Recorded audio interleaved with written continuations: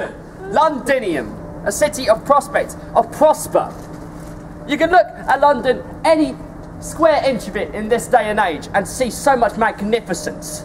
I mean, think about 1.5 miles away from where we're standing now, we can have the Olympics in the summer. But in 1888, it was a very different story altogether, because this area was rife in crime, disease, and poverty. Essentially, there was some 10,000 people who lived in this area alone. Most of these people living in very squalid conditions, working and living a very hand-to-mouth existence.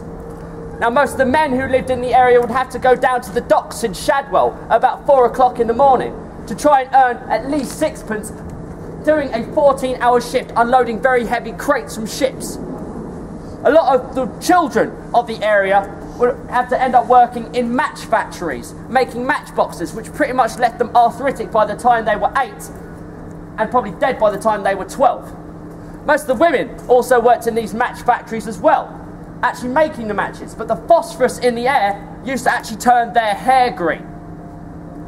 So in 1888, if you didn't want to end up with a broken back, broken fingers, or hair looking like you've just come out of The Simpsons, then there was always an easier alternative, and that was a life of crime. Now, if you're a man, you could run a protection racket or become a pimp. If you're a child, you could take the Oliver Twist route and pick a pocket or two. But if you're a woman, well, you'd have to really go to the oldest profession in the world, and that was prostitution. And there was some 1,200 prostitutes in this area alone, ranging from the age 12 to 60. Now, these girls didn't charge much. They would go for something that was known as a Fortney knee trembler. And if anybody wants to know what that is, just ask me after the tour, right? You got a number of you.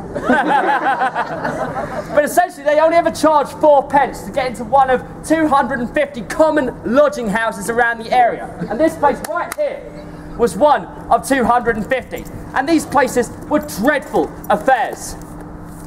Now, essentially, you'd be herded in like cattle, sleeping in these little bunks. You'd be laying on straw and rag, stuff that absolutely reeked of urine and feces. Sometimes people would wake up having the boots stolen off their own feet. Other times they would wake up with a rat sitting on their chest, probably enjoying a bit of cheese. But this was the life of many of the East Enders, many of the East End women as well. Now, I get asked a lot on this tour, what did these ladies of the night look like? Now, places like Hollywood have given these gals a very glossy veneer. Everyone assumes they looked all a bit like that. I don't know about you, but if that cost 4 pence, I wouldn't say no. But if you were to go back in a time machine to 1888 and try and find a woman like that for 4 pence, then you'd be very disappointed, because essentially what you would find was a woman who looked a bit more like that. These were hard-living women, hard-drinking women as well. A lot of these gals had cirrhosis of the liver from drinking too much knock-off booze. A lot of the time their teeth were falling out. These girls had scars, probably all over their face. They were dirty. They probably never washed their clothes, only ever washed themselves once a week, and if they did wash themselves, they probably went and washed themselves in the same trowels as horses would drink out of. And these are the ladies I'm going to be telling you about tonight.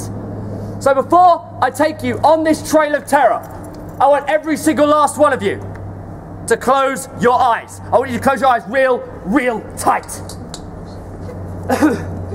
Now, as I take you on these streets, I don't want you to imagine that you're walking on comfortable paving slabs. I want you to imagine you're walking on harsh cobblestone. So harsh are these cobblestones that if you were to wear high heels tonight, you'd be blistered within 10 minutes. I don't want you to imagine you're lit by electrical lamps. I want you to imagine you're lit by gas lamp. So dim are these gas lamps that if you put your hand in front of your face, you would not be able to see your own hand. You'd not be smelling lovely Oriental cuisine down Brick Lane. You'd be smelling horse dung and people who probably don't even wash. And you'll not be hearing the sound of commerce and capitalism. You'll be hearing the sound of horses and carts and 10,000 people screaming to be let free. And amongst all of this insanity, there's a killer on the loose.